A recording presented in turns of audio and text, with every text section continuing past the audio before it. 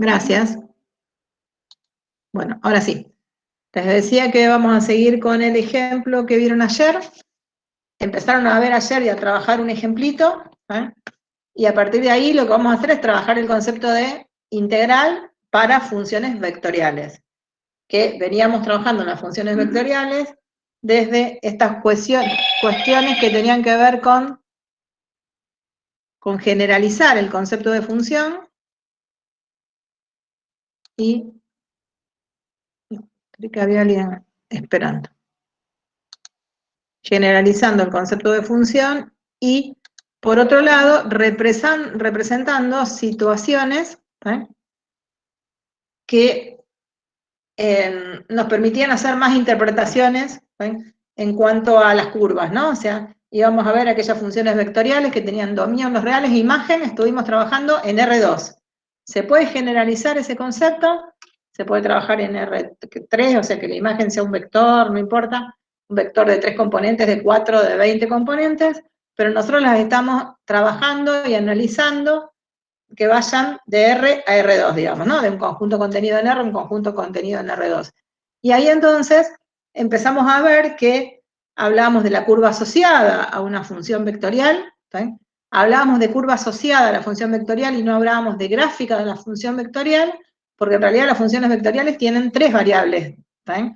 Una independiente y 2 dependientes. Si quisiéramos definir y generalizar ese concepto de gráfico de las funciones, como lo dimos en funciones escalares, deberíamos hacerlo en el espacio. Y no graficamos en el espacio, ¿no? Graficamos algo que nos interesa de estas funciones vectoriales, que eran las curvas asociadas a la función vectorial, que iban a ser, en este caso, curvas en el plano, en donde el dominio, que uno generalmente lo lleva a parámetro, me empieza a indicar algo acerca de la curva. Por ejemplo, el sentido de recorrido, ¿saben? Mirando la ley de la función vectorial, empezamos a ver que podíamos calcular límites, podíamos calcular derivadas y podemos calcular integrales, que es lo que vamos a ver hoy, y eso quiere decir que vamos a tener interpretaciones geométricas e interpretaciones físicas que tenían que ver con pensar en las velocidades, pensar en las aceleraciones y en la posición, digamos, ¿no? O sea, en esos tres grandes conceptos físicos, ¿cómo lo adaptamos acá? El ejemplo que ustedes empezaron a ver ayer tenía que ver con una pelota que se iba en algún lado y de alguna manera se soltaba, digamos, ¿no? Al soltarla, lo que sí estamos seguros que cuando está ahí, cuando se suelta, lo que la va a hacer, o sea, y lo que la va a provocar era, de alguna manera, ese vector aceleración. Lo que estamos seguros es que ahí hay un vector aceleración y que si uno no le ejerce nada raro ni ninguna fuerza, ese vector aceleración en cada punto era el mismo, ¿no?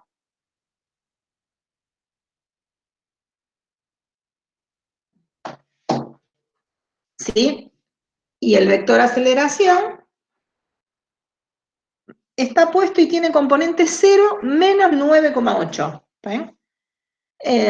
Nosotros lo que sí sabemos es que en realidad sería la magnitud de la aceleración, es 9,8, eso está dado en metros sobre centímetros cuadrados, ¿no? Y para asignarle una dirección y pensar en ese módulo que está dando vuelta, en realidad tenemos que poner en algún lado un sistema de referencia, ¿sí? Si el sistema de referencia lo ubicamos como aparece acá, ¿está bien? Entonces, en ese caso, vamos a hablar del vector aceleración, ¿no? Un vector aceleración que va a ser vertical, por eso va a tener primer componente 0, y que va a apuntar hacia abajo, digamos, ¿no? Porque lo que estamos pensando es que ese caía. Por eso cuando les ponemos las componentes ponemos menos 9,8. Fíjense que uno termina haciendo un abuso de lo que dibuja. ¿Por qué? Porque le estamos dando las componentes como si fuera un vector libre y en realidad lo estamos dibujando en otro punto del plano. Cuando uno dice que las componentes son 0 y menos 9,8 y lo relacionábamos con vectores, ahí que decíamos, si pienso en un vector que tiene origen en el origen de coordenadas, el extremo de ese vector va a estar en el punto que tiene coordenadas 0 y menos 9,8. y que después el conjunto de todos los vectores que tenían el mismo módulo, dirección y sentido que ese, formaban, ¿está? Al vector que lo llamamos, por ejemplo, AG. ¿Está? Pero eran todos considerados como si fuera el mismo vector, ¿sí? Cuando empezamos a trabajar acá, y muchas veces en física, lo que hacemos era como que agregarle un punto de apoyo, ¿no? Lo empiezo a dibujar en algún lado en que me interesa pensar qué pasa para este problema en particular, ¿está? Pero fíjense que acá es como que hacemos un abuso de lo que estamos haciendo, ¿no? ¿Está? Porque es como que uno dice, lo dibujo, y nosotros decimos anclado en algún punto, ¿está? Pero lo que doy son las componentes del vector libre, ¿no? Entonces ahí hay un conflicto, digamos, en realidad es una costumbre que uno lo dibuja para poder hacer interpretaciones, pero el vector se trabaja con las componentes como lo vieron en Matemática 1, ¿no? Como vectores libres. Si eso se empieza a mover, ¿qué era lo que por ahí estuvieron charlando? Y en realidad podríamos pensar que si se cae, se supone que si lo estoy tirando de algún lugar, se va a caer hasta el piso. Y en este sistema de referencia, por lo que parece, estamos tomando como eje horizontal al suelo, por ejemplo.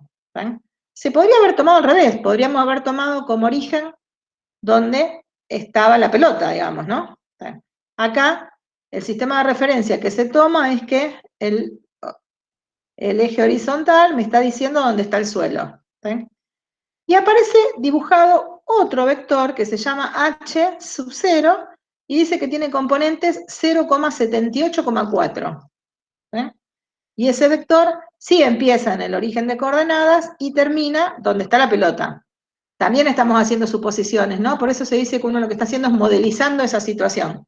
¿Por qué? Porque estamos pensando que esa pelota en realidad es puntual, no que tiene un determinado radio y una determinada forma, ¿no?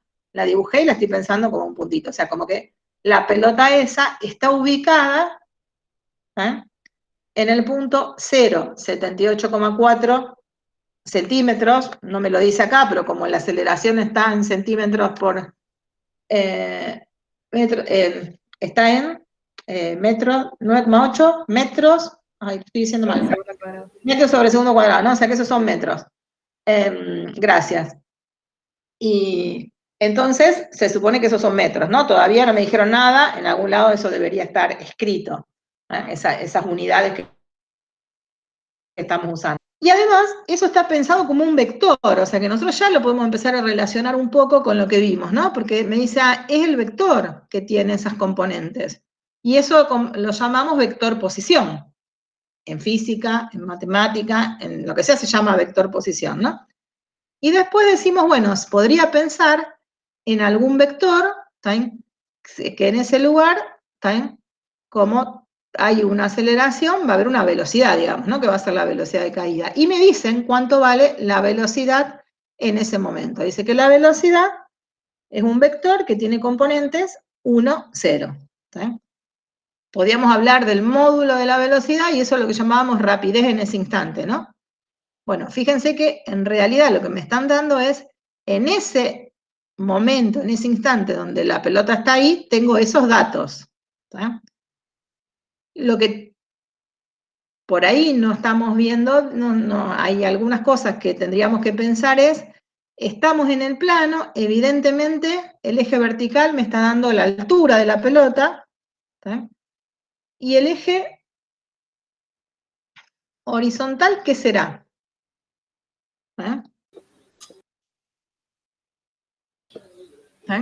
¿Será el tiempo? ¿Se acuerdan que antes nosotros habíamos trabajado y en Matemática 1 muchas veces decía, bueno, distingo, la pelota esa está en caída libre, y entonces después dibujo, o sea, lo que sería el movimiento es vertical, y el otro eje va a ser el tiempo, y puedo dibujar la posición en función del tiempo, pero en realidad la trayectoria era vertical. En este ejemplo no estamos pensando en eso, ¿no? Porque fíjense que tiene una velocidad, no lo estoy tirando nada más, no parte del reposo, eso quiere decir que el movimiento no va a estar en una sola dirección, sino que va a estar, en realidad sería en el espacio, y lo que vamos a hacer es representarlo en el plano. Vamos a suponer que lo estamos tirando y que cae, y que eso es como que le hacemos una foto sobre una pared, ¿no? Sobre la pared de atrás. Entonces, ahí lo que vamos a tener en realidad es un eje en donde vamos a tener la ubicación en el plano donde estamos representando eso, ¿está bien? Entonces ahí tenemos esos 3 vectores, y esto que vamos a estar dibujando acá es el movimiento de esa pelota que está cayendo, pero que no cae de manera vertical, no está cayendo con caída libre, ¿no? Porque tiene velocidad.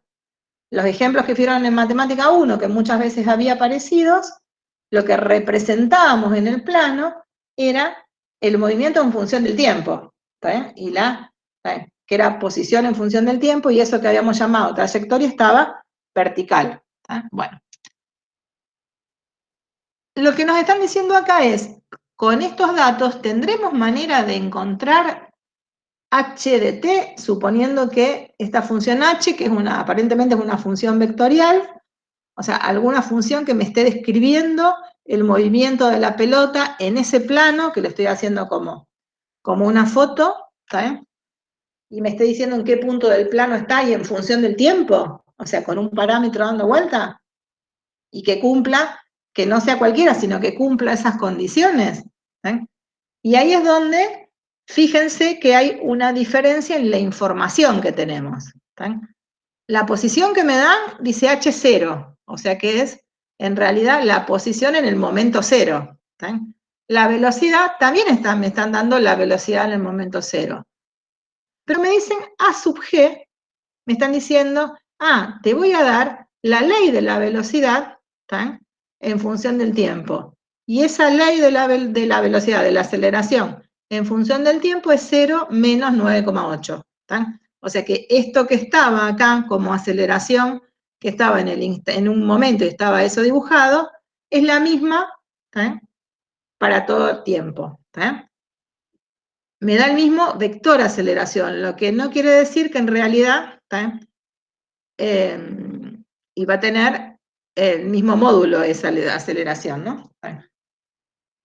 Pero cuando pensábamos en ese vector en función del tiempo, es como que por ahí cuando lo dibujamos, parecía que lo dibujábamos en distintos lugares, ¿no?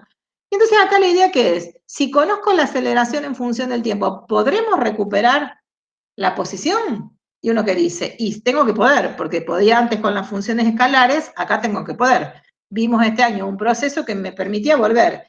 Si tenía la posición, la ley de la posición, íbamos a poder derivar y encontrábamos la velocidad, iba a poder volver a derivar y encontraba la aceleración. Lo que queremos hacer ahora es el proceso ese inverso, ¿tá? Que es el proceso que nosotros llamamos de integración. Acuérdense que siempre cuando derivamos, ese proceso daba origen a una sola función, pero el proceso de volver no daba origen a una sola, ¿no? Daba origen a un conjunto de funciones que cumplían esa condición, digamos, ¿no? El tema es que, bueno, cada problema en particular vamos a tener que buscar si hay una de esas, ¿no? Eso era donde empezaban a aparecer estos conceptos. Eso es lo que nosotros vamos a preguntarnos de alguna manera, este concepto que era de volver, ¿tá? Que es el concepto de integral. ¿Se podrá definir eso que habíamos visto antes, que en el integrando poníamos una función escalar? ¿Podré poner en el integrando un vector? ¿Tá? Un vector y que encima cada componente dependa de t. Eso se podrá generalizar, y sí, pudimos generalizar el concepto de límite, generalizamos el concepto de derivada, y ahora generalizamos el concepto de integral. Igual, cuando habíamos hablado de integral, teníamos dos grandes conceptos. Uno que era el de integral indefinida, que era el que me permitía recuperar de alguna manera la función, y el otro que era el concepto de integral definida, que nos había dado antes cuando la función era escalar, me daba un número, y tenía algo que ver con el cambio, ¿no? O sea, cuando era una integral definida me daba un número y me estaba dando una variación. ¿Se acuerdan que ahí había aparecido ese teorema del cambio total? Bueno, lo que queremos hacer es, de alguna manera, generalizar estos dos grandes conceptos. Uno que antes tenía como resultado un número, ahora vamos a ver qué pasa cuando, en vez de un número que me da, si me da un número, me da un vector que me dará, y el otro que tenía como resultado una función. Será una función vectorial, una función escalar, eso es de alguna manera lo que vamos a pensar ahora, y lo que vamos a hacer es definirlo, digamos, ¿no? Primero, y ver si se puede hacer esa generalización. Y fíjense que acá está, de alguna manera, escrito esto que nos preguntábamos, ¿no? para recuperar la función de posición, ¿habrá que integrar la velocidad? ¿Se podrá? Para recuperar la velocidad, ¿será esto de que tenemos que integrar la aceleración? Bueno, la respuesta va a ser que sí, ¿no? Pero bueno, ¿qué cosas hay en el medio? Y ahí es donde nos aparece esta definición de generalizar este concepto. ¿Tá? Van a ver que la generalización es muy simple, ¿tá? Es más, nos va a llevar esta pantallita sola, digamos, ¿no? Generalizar ese concepto, y para eso, y para ponernos en el caso general, ¿qué vamos a decir? Sea R una función vectorial, ¿tá? R era el nombre, y que está definida, y estamos dando la ley, ¿no? Está definida por f de t, g de t, ¿tá? Y eso estaba escrito en componentes, ¿no? F y g eran funciones escalares, y le vamos a pedir que sean continuas en el intervalo t que esté en el a y b. Continua se podía pedir hasta un poquito menos, podían ser seccionalmente continuas y uno lo podía trabajar. Le vamos a pedir que sean continuas.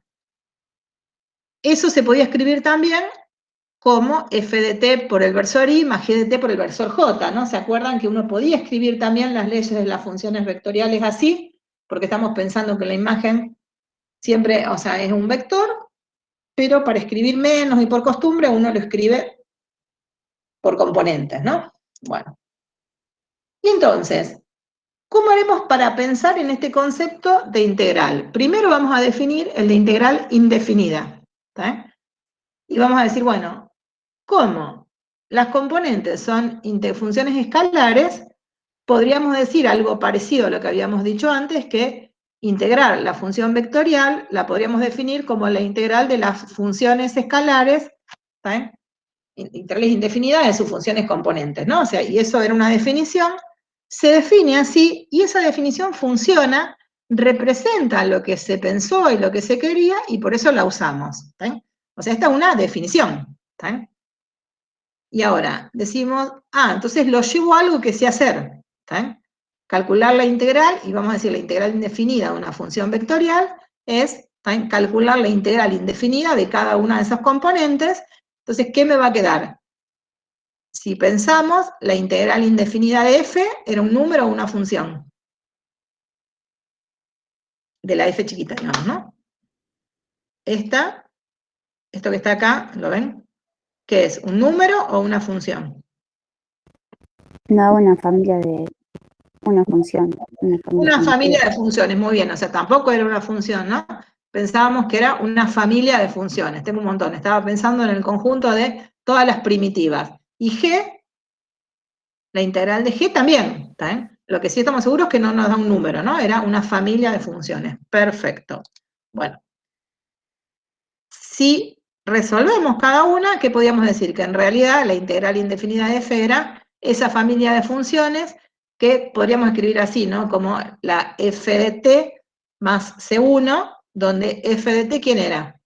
Una primitiva de la función f escalar. Y g de t, ¿quién va a ser? Una primitiva de la función g. Fíjense que ahí no le estamos poniendo rayita arriba, ¿no? Porque todo lo que estamos escribiendo, salvo esta, f y g son funciones escalares, ¿no? O sea que esto que dijimos acá lo conocemos, es algo que sabemos. ¿Está? Lo que le estamos agregando es esto de que cada componente aparece así. ¿Eh? Y fíjense que cuando escribimos eso, aparece una definición. Lo que vamos a hacer es que entonces cada vector, ¿está? O cada función vectorial que en sus componentes tengan una primitiva de la función f y una primitiva de la función g, le vamos a decir que es una primitiva de la función vectorial r. Una primitiva o antiderivada, cualquier de las dos palabras aparecía, ¿no? Entonces estamos adaptando todo lo que sabíamos a esto. Siguen siendo definiciones. Y si queremos hacer una integral indefinida, la integral definida, ¿qué es lo que vamos a hacer? Lo mismo, para hacer, por ejemplo, la integral entre a y b de r, vamos a hacer la integral entre a y b de ese vector, porque la ley de r era un vector, y lo que vamos a hacer es integral componente a componente. Y ahora, en lugar de hacer una integral indefinida, hacemos una integral definida. ¿Está? Cada componente que nos aparece acá ahora,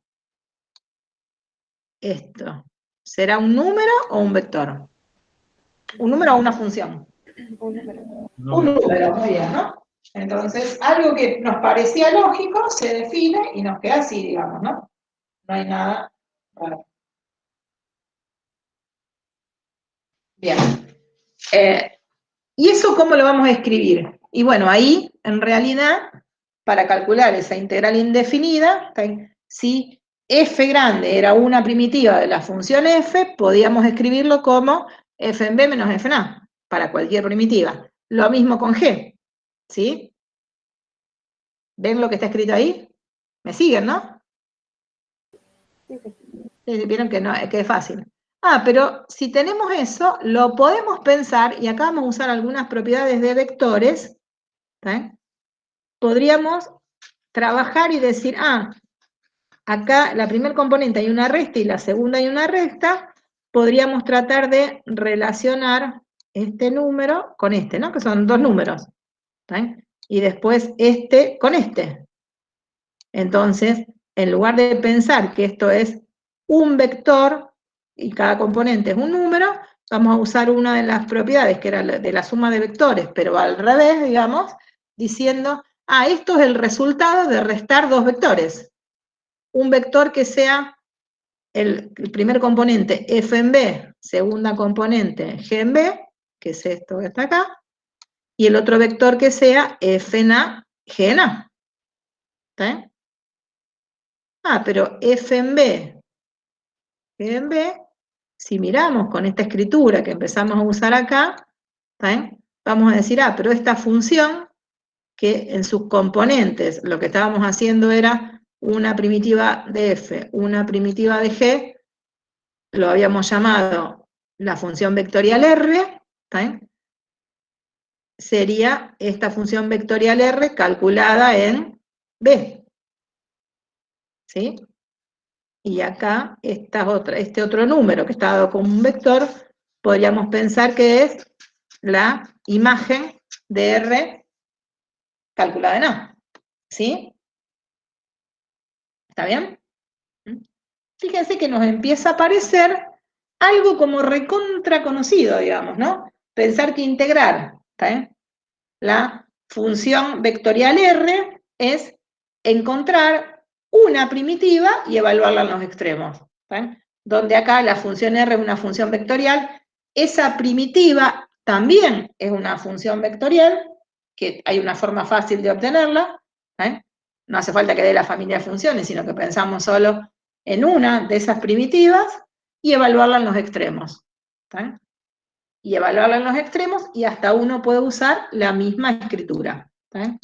Esto, ¿sí?, que hicimos ahí sería un poco generalizar, ¿sí?, empezar a generalizar estos teoremas fundamentales del cálculo integral y adaptarlos a este nuevo tipo de funciones, que no lo vamos a hacer, estamos usando solamente los resultados, ¿sí?, y el corolario del segundo teorema fundamental, en este caso, que era pensar en la regla de Barrow, o sea que hay un equivalente a la regla de Barrow para funciones vectoriales, ¿sí?, y hay una definición que nos va a permitir calcular integrales definidas o integrales indefinidas de funciones vectoriales muy simplemente, que tiene que ver con el cálculo de funciones de integrales, cualquiera de las dos, indefinidas o definidas, de funciones escalares, ¿sí?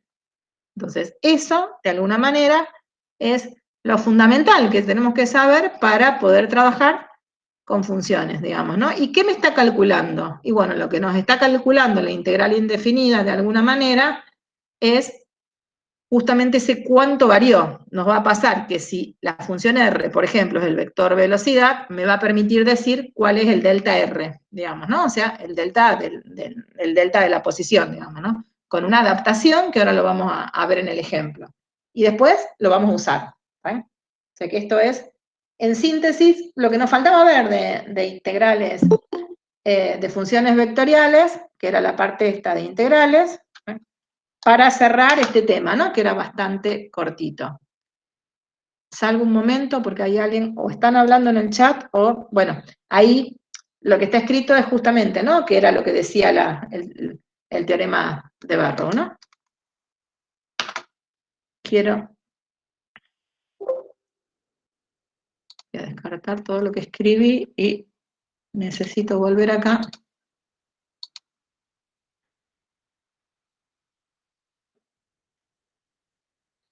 Hola, creo que entró Abril. Bueno. Bien. Una vez que decidimos, que vimos esto, que eran esos conceptos fundamentales, ven que en realidad un poco todas estas nuevas definiciones, esta adaptación de esas definiciones a las funciones vectoriales, esas definiciones que sabíamos, ¿sí? Es ¿sí? Lo que nos faltaba ver. Vamos ahora a continuar con el ejemplo que habían empezado con Alcides y vamos a hacer las cuentas, ¿no? Entonces, ¿qué dijimos? Para llegar a encontrar la función de posición, vamos a tener que ir a la función que conocemos, porque conocemos la posición para un instante determinado y conocemos la velocidad para un instante determinado, ¿no? Que da la casualidad que son posición y velocidad iniciales, ¿sí? Pero sí conocemos la ley de la aceleración, ¿sí? Y entonces, al conocer la ley de la aceleración, cuál es el vector velocidad, vamos a poder recuperar. ¿Qué tengo que recuperar primero? La velocidad. Una vez que tenga la velocidad, vamos a recuperar la aceleración. Entonces, ¿sí?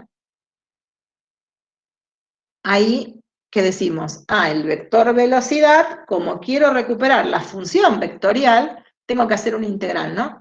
Y ahí pusimos una integral definida, una integral indefinida. ¿Por qué? ¿Por qué no ponemos una integral definida de la función vectorial?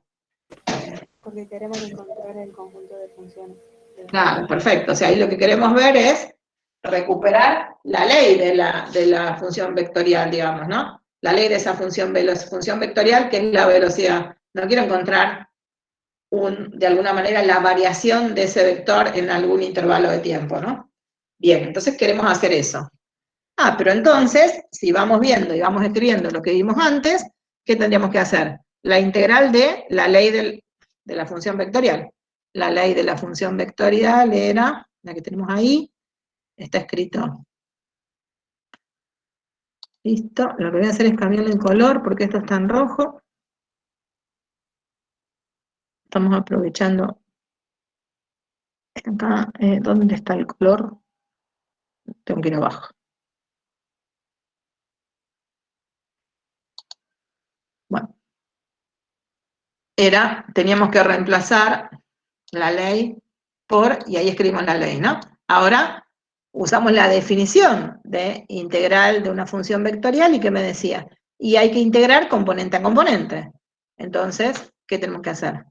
La integral de la primer componente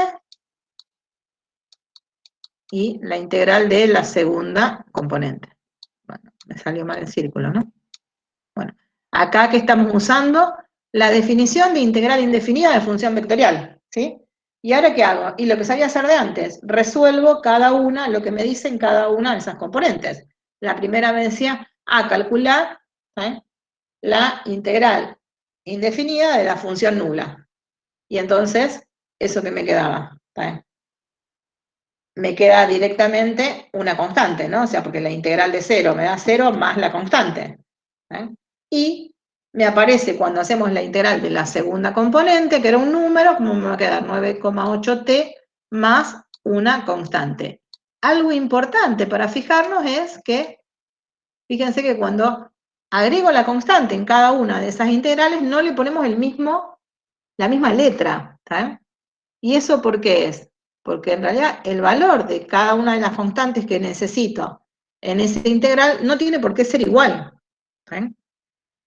Son una constante, o sea, entre todas las primitivas de la función nula, voy a necesitar una que se amolde a este problema. Y entre todas las primitivas de la segunda componente, voy a necesitar una. Lo que nadie me está diciendo en ningún momento es que justo la constante tenga que ser la misma para las dos, ¿no? Porque uno elegía cualquier primitiva y le sumaba una constante. Entonces ahí esas constantes tienen que ser diferentes, no me queda otra. Si no, no tendría sentido lo que estamos planteando.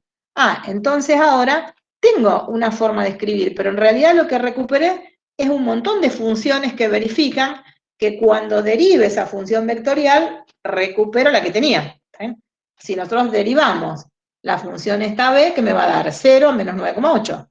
Entonces, está verificando que ese vector que encontramos ahí, esa función vectorial, en realidad, ahí estoy dando todas las posibles primitivas de la función, y en realidad lo que está verificando es que si la derivo, me da la anterior, para cualquier valor de la constante. Bueno, ¿qué tengo que hacer ahora? Averiguar cuánto valen las constantes. Para averiguar cuánto valen las constantes, que vamos a tener que tener algún dato, como siempre. ¿Sí? En este caso tenemos alguna condición inicial, o sea, algún dato acerca de la función b. Y tener un dato de la función b es decir cuál es su imagen para algún valor de t. El que teníamos es el que está escrito ahí, y lo teníamos escrito acá, ¿no? ¿Sí? Ay. Acá no, este, ¿no? Este, que era el dato que nos habían dado, es que la velocidad inicial, o sea, la velocidad para t igual a 0, era el vector 1, 0. ¿Vale? Así que ahí que vamos a sacar, apenas miramos, uno tendría, sin hacer ninguna cuenta, evidentemente la constante C1 tiene que valer 1 para que se adapte, porque ahí no estaba, y después habrá que reemplazar B en 0 para ver cuánto vale C2, ¿no? Antes de que ponga que acá está resuelto. ¿Vale? C1 tiene que valer 1, no le queda otra, y C2 ¿cuánto vale? 1 también. 0. ¿Vale? Ah, 0. ¿Qué les parece? ¿Alguien más quiere decir algo? Si alguien escribió algo en el chat, miren que no lo veo, que alguno me lo lea. Sí, también Sonia puso 0. Ponían 0, ¿no? Está bárbaro, ¿no? O sea que en realidad, fíjense que acá ya en este ejemplo veo que los valores de las constantes son diferentes, ¿no? Si le llegamos a poner el 0 en el otro, no se me verifica. Bueno, entonces, ven que acá lo que decimos, eso me va a quedar. ¿B en 0 quién es? Reemplazo B en 0, C1, y me queda menos 9,8 por 0 más C2, ¿no? La primer componente tiene que ser igual a 1, porque estamos haciendo acá la segunda componente, tiene que ser igual a esto, ¿no? O sea, lo que estamos haciendo ahí para averiguar los valores de las constantes es una igualdad entre vectores, ¿no? El vector, que era la ley de la función b, en donde en realidad tengo una familia de funciones, no tengo solo una, y la condición esa inicial que me dice cuánto tiene que valer esta función para algún valor de su dominio, planteamos la igualdad, y lo que veo es una igualdad entre vectores, ¿no? Para que dos vectores sean iguales, tienen que ser iguales componente a componente. Y entonces, ¿qué planteamos ahí? C1 tiene que ser igual a 1, y menos 9,8 por 0 más C2 tiene que ser igual a 0, pero menos 9,8 por 0 vale 0, ¿no? Por eso no salen directamente los valores de las constantes. C1 vale 1 y C2 vale 0. ¿Sí? Entonces, con esa condición inicial pudimos averiguar cuál es la ley, ¿sí?, de esta función vectorial b que me iba dando el vector velocidad en cada instante. ¿Sí? Fíjense que ahora podríamos decir, por ejemplo, si t vale 1, ¿sí?, ¿qué va a pasar? El vector aceleración es 0 menos 9,8, y el vector velocidad para t igual a 1 es 1 menos 9,8. Ven que la velocidad va cambiando, digamos, ¿no? Ese vector ya me va dando diferentes valores. Muy bien. Y ahora, una vez que tenemos la ley de B, puedo recuperar la ley de H. Sí. No, si puede repetir eso último que dijiste. No, lo que les decía es, fíjense que me paro en cualquier valor de t, si me paro en el valor de 0, me aparecen justo estos dos, ¿no? La aceleración, ¿cuánto vale? 0 menos 9,8, ese vector, y la velocidad en ese momento valía 1, 0. Ahora me pienso para t igual a 1. Ahí que tengo que el vector velocidad vale 1 menos 9,8, o sea que la velocidad en ese instante es 1 menos 9,8. Esa velocidad tiene además módulo, dirección y sentido, digamos, ¿no? En este caso, cuando estamos viendo el problema de este lugar. Sé cuánto vale la aceleración en ese instante, pero lo que todavía no sé en qué lugar del plano está. ¿Está bien? No tenemos esa información todavía. Acá no puedo decir en qué lugar del plano está la pelota, ¿está bien?, por dónde estará esa pelota cuando el t vale 1. ¿Está bien? Sí me puedo imaginar, ¿está bien?, que tengo un vector, que además ese vector tiene diferente Fíjense que va a tener diferente dirección, diferente sentido también, y tiene, al tener diferentes direcciones, no puedo comparar los sentidos, ¿no? Pero también tienen, va a tener un módulo diferente al de a la velocidad que tenía antes, ¿no? Evidentemente, ¿no? Porque este tiene módulo 1, el vector, ese módulo es diferente, salvo que te vale 0. O a lo mejor hay algún otro caso particular, la verdad que habría que hacer las cuentas. Entonces ahora decimos, bueno, ¿puedo recuperar el vector posición? Ah, pero si tengo la ley de la velocidad, dijimos que sí. ¿Qué tengo que volver a hacer? Vuelvo ahora, integro la velocidad. Cuando integramos la velocidad, se integra componente a componente, y al integrar componente a componente, ¿qué nos pasa? Nos aparecen constantes, que acá le pusimos letras diferentes para que no se vayan a confundir, que puedan tener algo que ver con el cálculo anterior. La integral de 1, una primitiva era t, y le sumamos a las constantes, y me aparecían todas las posibles. La otra era la integral de una lineal, menos 9,8, t cuadrado sobre 2, y le sumo las constantes. Ahora, a lo mejor puedo llegar a recuperar alguna forma de qué va a ser, ¿no? Evidentemente eso va a tener una forma de cuadrática, ¿no? Cuando miro la curva, es una parte de una parábola, porque este es el tiempo, digamos, ¿no? No va a ser toda la parábola. Pero además, me falta decir, entre todas esas curvas posibles, cuál es aquella que verifica las condiciones que me están dando, ¿no? Que la pelota en el momento inicial está en ese lugar. O sea que acá, ¿qué condición inicial vamos a usar? Este otro dato que teníamos por acá, que todavía no habíamos usado, ¿no? Que es que la posición, o sea, h en el instante t igual a 0, tiene componentes 0, 78,4. Y ahí, ¿qué tenemos que hacer? H en 0, reemplazamos 0 en la ley de la función, así que nos va a quedar C3 y C4 directamente, ¿no? Cuando reemplazamos t por 0. Igualamos, entonces, en 0 y en 0, otra vez me queda una igualdad entre dos vectores, para que sean iguales tienen que ser iguales componente a componente, y nos queda que C3 vale 0 y la C4 vale 78,4. ¿Sí? Y con eso podemos escribir ahí sí la ley de la posición. Ven que entonces lo que habíamos poder hacer, hicimos el mismo recorrido que hicimos con las funciones escalares, ¿no? Primero, a partir de una función, encontramos su velocidad y su derivada segunda, que me daban velocidad y aceleración, y ahora hicimos el proceso al revés. Conociendo la velocidad, puedo conocer la posición, conociendo la aceleración, puedo conocer la velocidad y puedo ir a la aceleración. O sea que acá tenemos, en este momento recién estamos en condiciones de decir cuál es la curva que describe la pelota esta en el plano, ¿no? Para poder escribir en realidad, lo que vamos a poner acá es la trayectoria, lo que me va a quedar representado en la curva, ¿no? Y esto lo que me va diciendo en qué lugar del plano está en función del tiempo. Y es, bueno, lo que va a estar ahora, ¿no? Ven que eso, si lo trabajamos, si lo llevamos a cartesiana, ¿qué me va a quedar? Porque me quedaba t menos 4,9, t cuadrado más 7,8. Así que si queremos poner el i, que me quedaría i en función de x, me queda i igual a menos 4,9, x al cuadrado más 78,4, ¿no? Me queda una parábola que tiene las ramas hacia abajo. Y acá podríamos averiguar cuál es la raíz, ¿no? ¿Cuál será ahí? ¿Cuál será ese punto?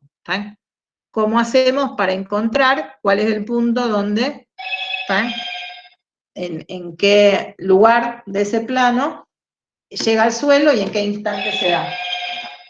Ahí vamos a tener que hacer algunas cuentas, ¿no?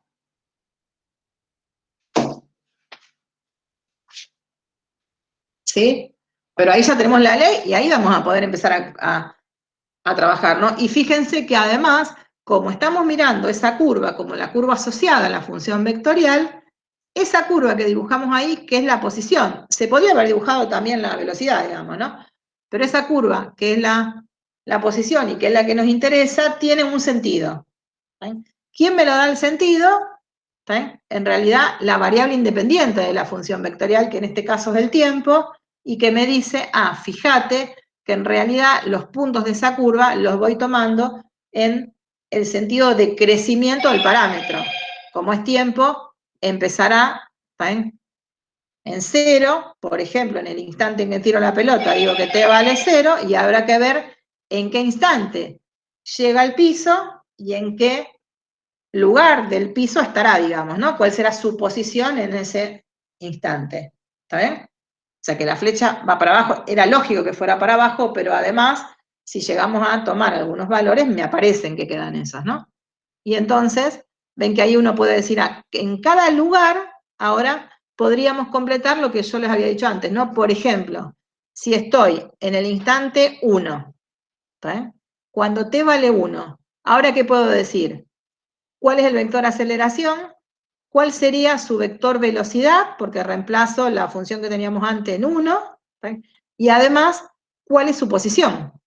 Si t vale 1, ¿qué me quedaría? 1, y tengo que hacer después menos 4,9 más 78,4. Entonces sé en qué lugar de esa curva está, y en ese momento puedo dibujar todos los vectores asociados a la pelota en esa posición, que se graficaban. La posición siempre era el vector posición, que era el vector que empezaba en el origen y terminaba ahí. Y lo dibujábamos así. Pero después, vector velocidad y vector aceleración, lo dibujábamos anclado en el punto, digamos, ¿no? Lo dibujábamos como puntos fijos. Cuando lo dibujábamos así, lo que nos iba a pasar es que, en realidad, bueno, y lo dibuje donde lo dibuje, ¿no? En ese instante, el vector velocidad terminaba siendo tangente a la curva, ¿no? O paralelo a la recta tangente a la curva en ese instante. ¿Sí? Y el vector aceleración no necesariamente cumple alguna propiedad. Había casos en donde cumplía. Me dijo Alcides que estuvieron mirando que en algunos casos particulares había relaciones, ¿no?, entre vector posición y vector velocidad, vector time, velocidad y vector aceleración, ¿no? Que hay algunas cuestiones que se suelen cumplir. ¿Sí? Pero entonces ahora en cada punto puedo graficar estas tres cosas y me va eso, o sea, esos tres vectores me van explicando el movimiento, ¿sí? Pero fíjense que en realidad es como que, ¿sí?, el vector aceleración siempre es, ¿sí?, algo que me está tirando para abajo, digamos, nada más, que era el de la aceleración de la gravedad. Bueno. Una de las cosas que nos preguntamos, que se los dije antes y acá me dicen, bueno, pero ¿cuál será ese puntito? ¿Cómo hago para saber cuál es ese punto? ¿En qué, por ahí, en qué lugar está ahí y en qué instante llego ahí, digamos, ¿no? ¿Cómo hago para pensar eso? ¿Con la resolvente? Habrá que hacer la Igualaría resolvente. 0. Claro, pero ¿y acá hay que igualar a 0 qué, por ejemplo? Si lo miro desde ahí, desde la función vectorial, fíjense que ese punto, ¿cuál sería? El punto que desde la función vectorial, el vector posición sería ese que está dibujado en anaranjado. Entonces no hace falta pensarlo desde la cartesiana, lo podemos pensar desde acá, desde la función vectorial. Fíjense, ¿qué le tiene que pasar a ese vector? Y va a tener que tener una de sus componentes igual a 0. ¿Sí? Porque el vector posición es horizontal. ¿Qué componente es igual a 0?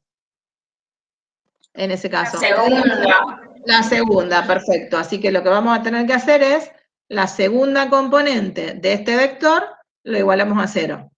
Si trabajamos desde la función vectorial, en realidad lo que estamos averiguando es cuál es el tiempo en que la pelota toca el suelo, ¿no? Porque eso me está dando el tiempo. ¿Sí? Después habrá que pensar si en ese caso el tiempo coincide con la posición, pero yo averiguo cuál es el tiempo que toma el suelo y a partir de ahí encontramos cuál será el vector posición.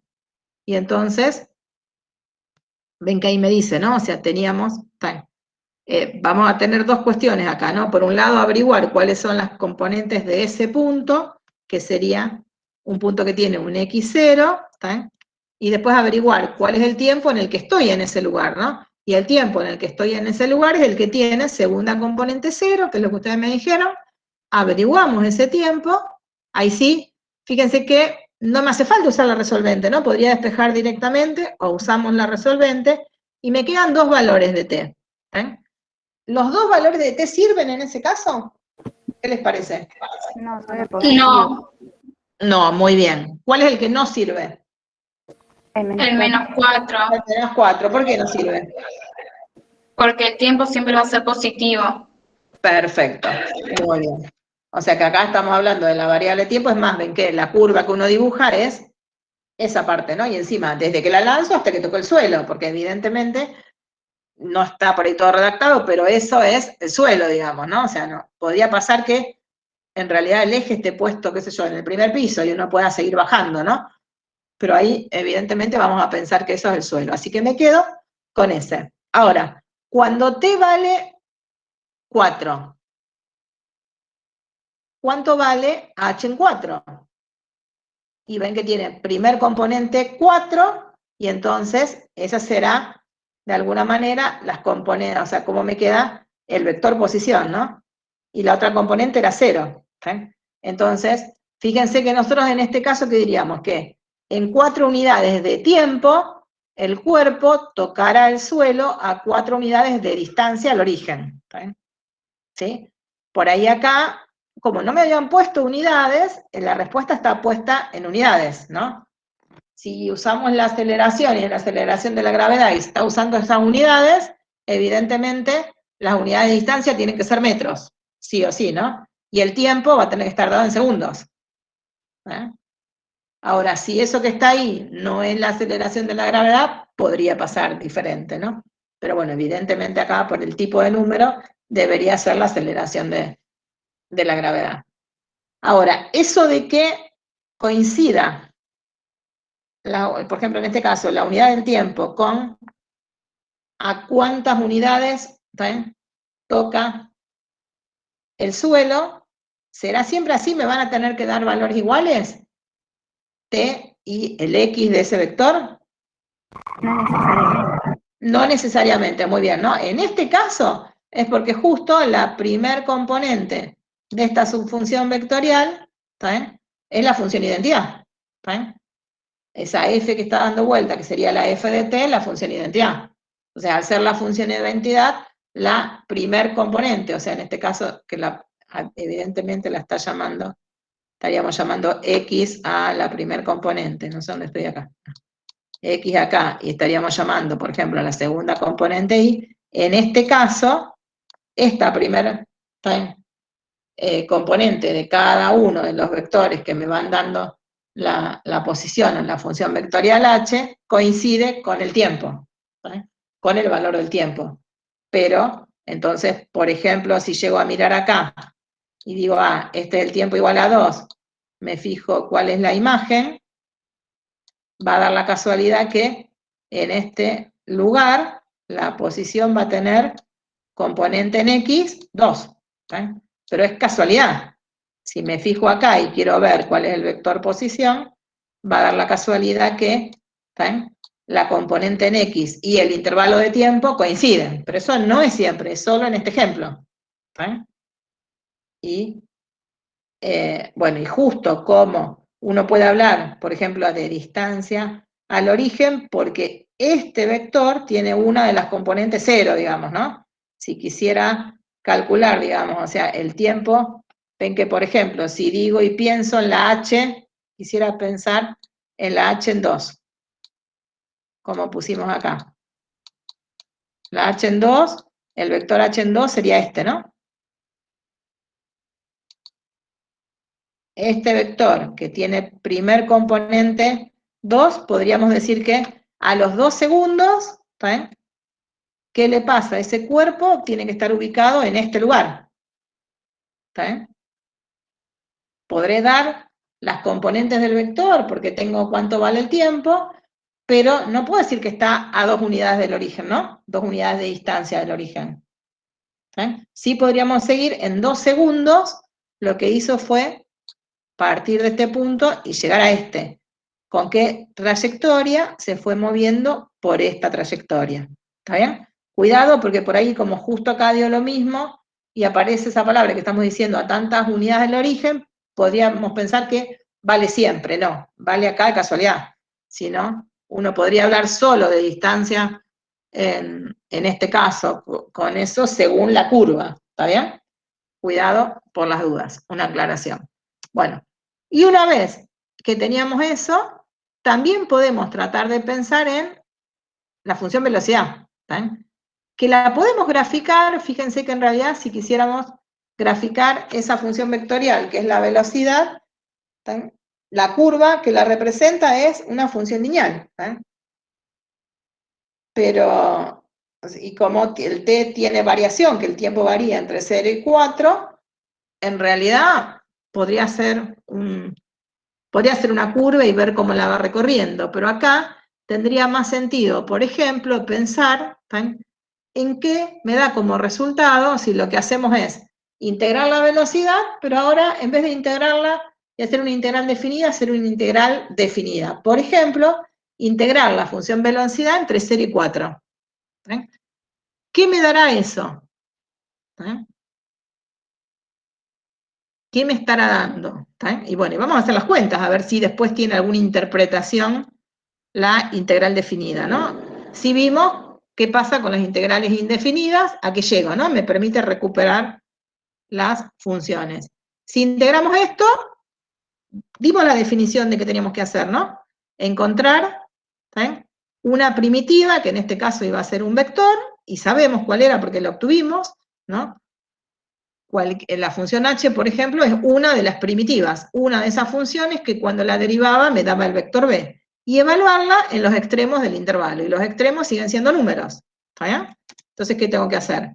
La h en 4 menos la h en 0, la h en 4 nos había dado 4, 0, y la h en 0 teníamos, ¿no? También cuál era. Y fíjense que lo que me da es eso, o sea, el resultado de una integral definida de una función vectorial, evidentemente era una, o sea, me está dando una variación, pero fíjense que no me da un número, sino que me da un vector. ¿Está bien? Acá. O sea, tiene algo que ver con la imagen, es lógico, ¿no? O sea, lo que me está dando es, ¿está bien?, esa variación. Y me da un vector que es el vector 4 menos 78, 4. ¿Está bien? Bueno, ¿qué me está dando ese vector? ¿Está bien? ¿Qué será si uno piensa en ese vector? ¿Está bien? Fíjense que podríamos pensar en esa resta que está haciendo, que lo que hicimos fue, de alguna manera, tomar esta diferencia y tomar después la diferencia entre estas dos, ¿no? O sea, es un vector que sus componentes tienen algo que ver con, en este caso, dónde está ubicada la pelota en el instante 0, que no, ¿dónde tengo el? No sé dónde me está escribiendo el puntero. Acá. ¿Dónde está ubicada en el instante 0 y dónde está ubicada en el instante t igual a 4? ¿Sí? ¿Eh? Y este vector, ¿qué me estará diciendo, digamos, ¿no?, acerca de eso? Y, bueno, si tratamos de trabajarlo, fíjense que es un vector que tiene componentes 4 y menos 78,4, que lo tendríamos que buscar en el eje, ¿sí?, para abajo, ¿no? ¿Sí? Y dibujar ese vector. ¿Sí? Si ese vector lo llegamos a mover, en realidad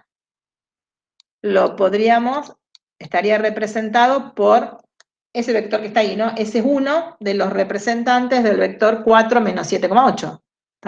Fíjense que si lo empiezo a ubicar, y digo, lo dibujo anclado en el punto inicial de esta curva, ¿no?, en el punto donde empieza la integral.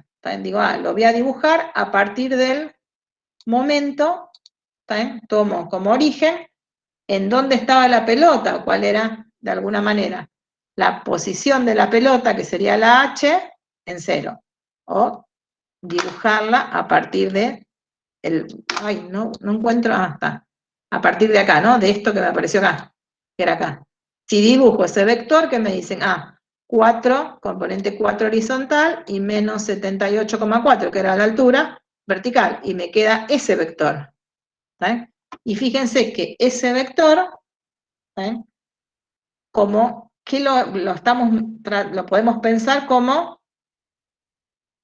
una variación, digamos, ¿no? O sea, lo que me está dando es cuánto varió, de alguna manera, la posición desde el instante t igual a 0 a t igual a 4, y está representado por ese vector. Y esa variación es lo que me termina siendo el equivalente a lo que era el teorema del cambio total. Nada más que acá está representada, la variación de la posición está representada por ese vector. Y por eso vamos a decir entonces, la integral entre A y B de la derivada de una función vectorial me da el delta R en ese intervalo. Y ese sería el teorema análogo al cambio total de las funciones vectoriales. ¿Sí? ¿Lo entendieron? Y está representado por un vector. Es un vector que esa sería su interpretación. ¿Sí? ¿Entendieron hasta acá? Yo entendí, pero no bien el porqué de poner el vector 4 menos 78,4 desde el punto de origen de donde estaba antes la pelota. En realidad vos lo podés dibujar donde quieras. ¿Qué pasa? Lo que te está diciendo, cuando vos haces h en 4 menos h en 0, ¿qué estaría haciendo cuando lo interpretás? Si h es la posición, estás tratando de averiguar cuánto vale, o sea, cuál era la posición en el instante t igual a 4, y le estás restando la posición en el instante t igual a 0. O sea, que lo que estás calculando es una variación. O sea, lo que te dice que estás calculando una variación es esto, digamos, ¿no? Acá, esto que está acá. El h en 4 menos el h en 0, en realidad, es el delta h, ¿no? Ese delta h da un vector, que cuando vos lo dibujás, si en vez de dibujarlo como un vector libre y pensás en eso, lo dibujás anclado en el punto de partida, en el que estás pensando esta integral, da la casualidad que coincide con ese segmento. ¿Qué es el delta h? Es por la definición de integral. O sea, lo que me está dando es el incremento o la variación en h. Esa variación de posición me la da a través de un vector. Ese vector es eso. O sea, con las funciones vectoriales, la variación de la posición no está representada por un número, está representada por un vector. Porque está en el plano, digamos, ¿no? Sí, gracias. Y a eso se lo llama el cambio total, digamos, ¿no? Un análogo a ese cambio, digamos, ¿no? Está representado por un vector que hace, como que es un vector que une el extremo inicial y final del movimiento. Independientemente de cuál sea la curva, digamos, ¿no? Ahí lo que te va a estar representando es ese vector. ¿Sí? No sé si alguien está tratando de entrar o alguien puso algo en el grupo. Alguien puso algo en el grupo. ¿Se fijan? Pero se escucha muy mal, si alguien lo quiere dictar. No, ahí me fijo por las dudas.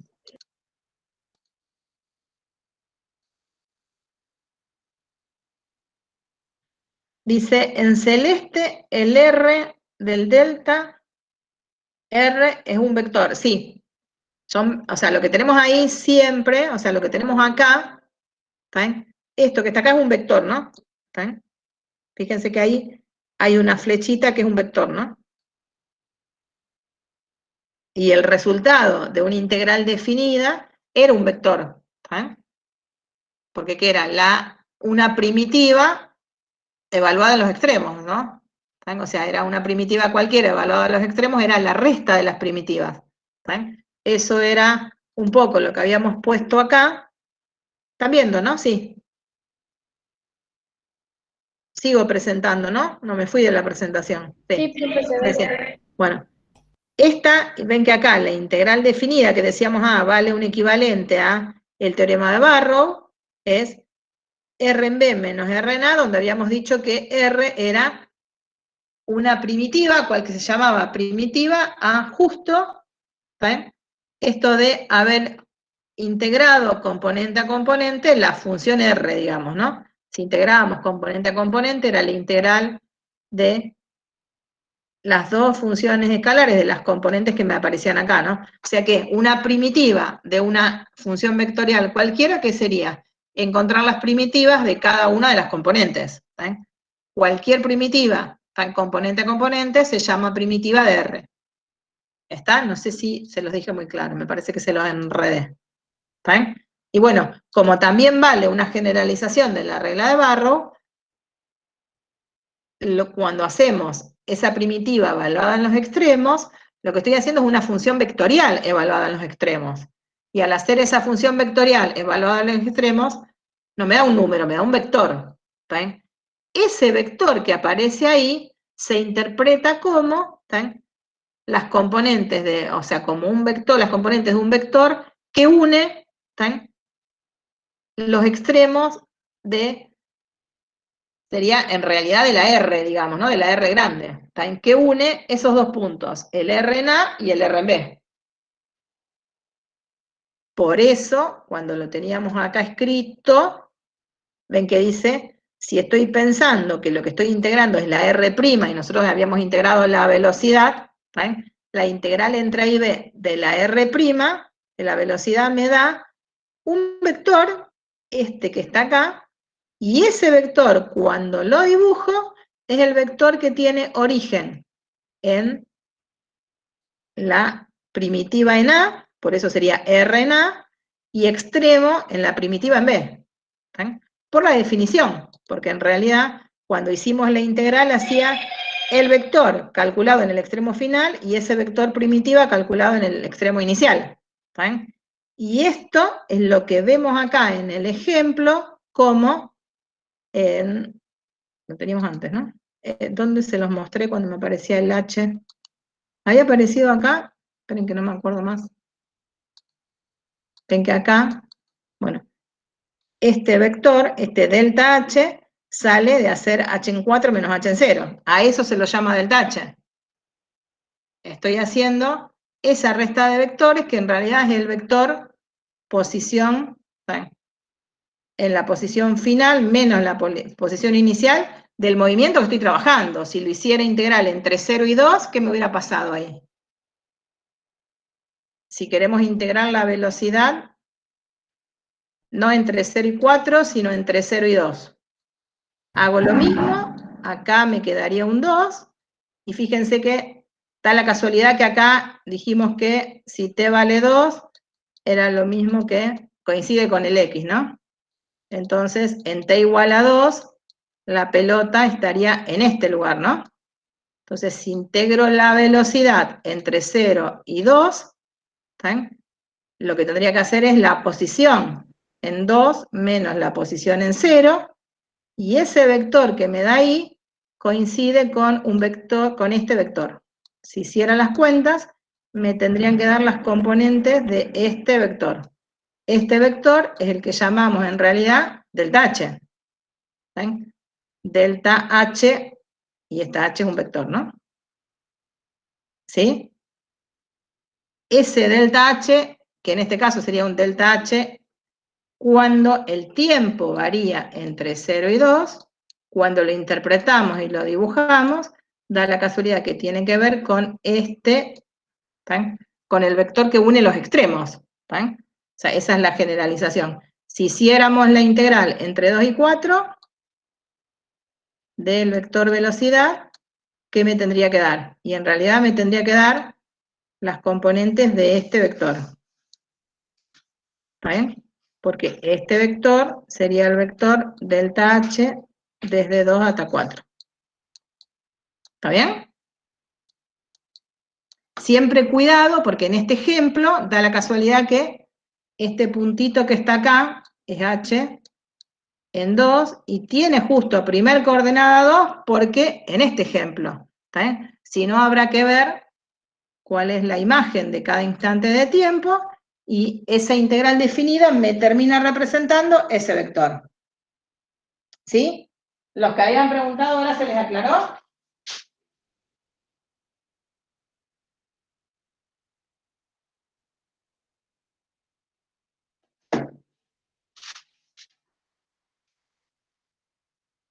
Chicos, o sea, lo que antes era un número y era un delta, ahora, que era el cambio de la función, se traducen que son deltas de vectores, o sea que es una resta de dos vectores, ¿no?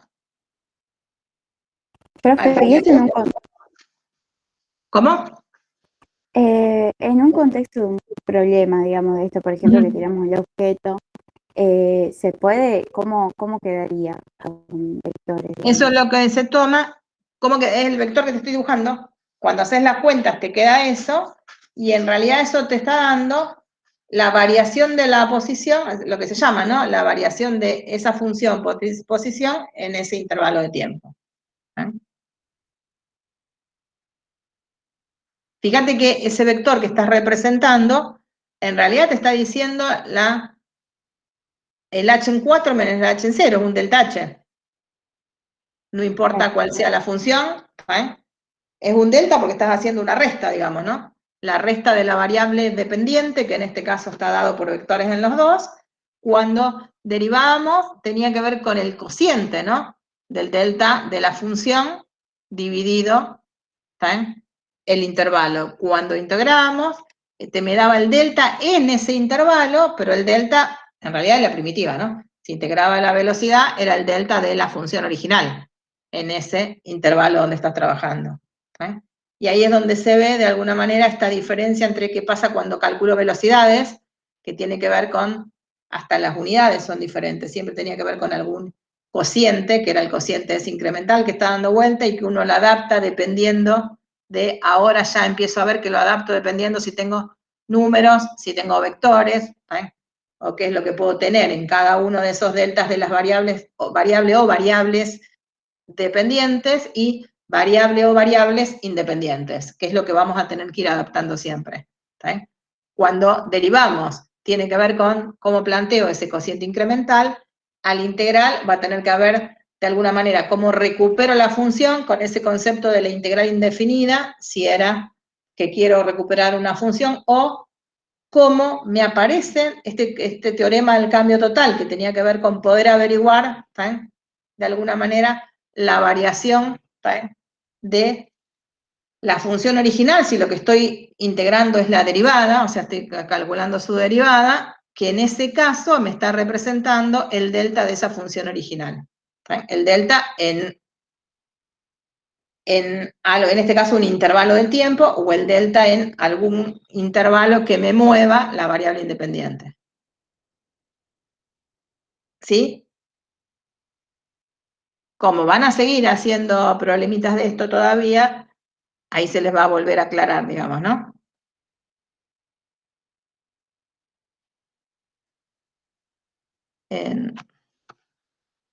Bueno.